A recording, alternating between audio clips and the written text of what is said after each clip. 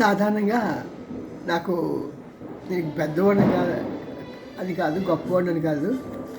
నాకున్న పనుల నిమిత్తంగా నేను ఎక్కువ సమయం దీనికోసం వెచ్చించలేకపోతున్నాను.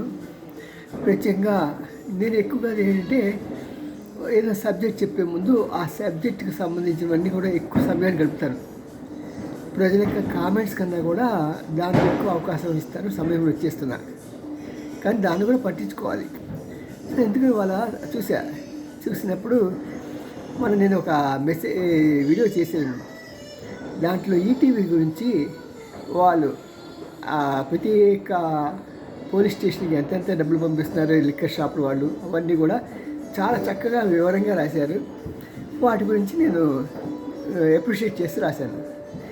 దానికి స్పందించిన ఒక బ్రదర్ అతను, సార్ బాగుంది అది, మరి రిజిస్టర్ ఆఫీస్లో దాని గురించి మరి మీరు ఎందుకు చెప్పట్లేదని.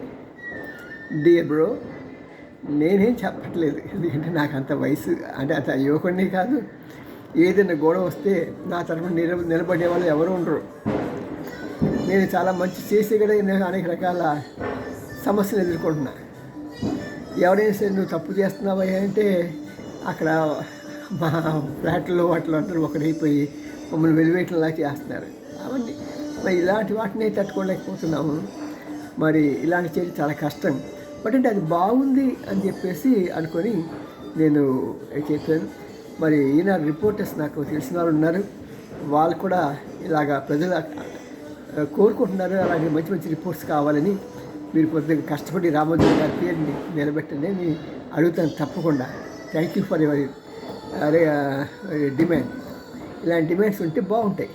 See you bye. N Ramji, senior journalist, గూడిగంట టీవీ 9. లైక్ చేయండి, సబ్స్క్రైబ్ చేయండి. బాయ్.